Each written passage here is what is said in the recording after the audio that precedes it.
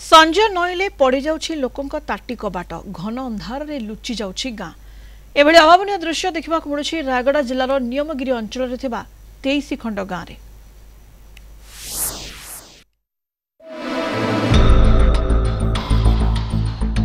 पहाड़ चढ़ी पारुनी विद्युत खुंट संजय नईले प्रति घरर पड़ जाउछि ताटी कबाट घन अंधार रे लुचि जाउछि गाँ।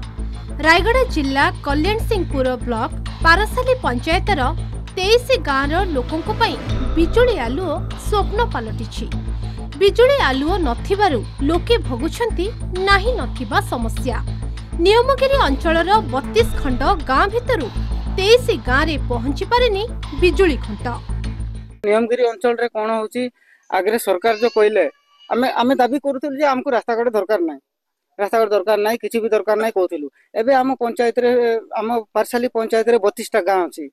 32 टा गाँ लोक आमे सब निष्पत्ति नै कि रास्ता घाट सब हैला, रास्ता घाट हैला तापर रास्ता घाट हैला पर करेंट देबु कहले, करेंट भी टोटल नाही। हम डंगरा लोक अछु एससी एसटी अछु गोटे स्कूल रे पाठ पढा पई भी मिलु नाही। स्वास्थ्य शिक्षा आउ रोजगार रो एटा हमें बहुत वर्ष हैला दाबी करिकि आसुचु कि सरकार जो माने कहूथिले कि रास्ता हेले करेंट जीवो कि रास्ता हेबा दरकार, करेंट जो रास्ता गले स्कूल हबो, रास्ता गले स्वास्थ्य चिकित्सा ट्रीटमेंट हेई पारिबो बोली जो माने कहूथिले।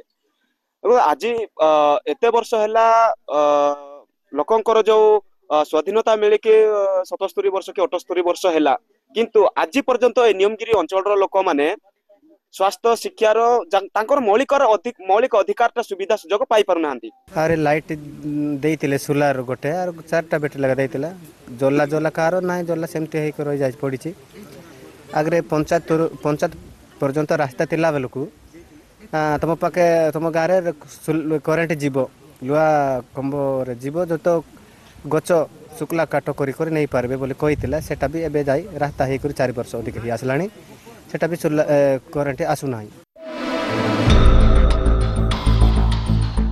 किरोसिन जोगाण बंद तेणे गाँव रे नाही बिजुली आलोक। संजय पूर्वरु सरी जाउछि लोकंक जीवन चर्चा।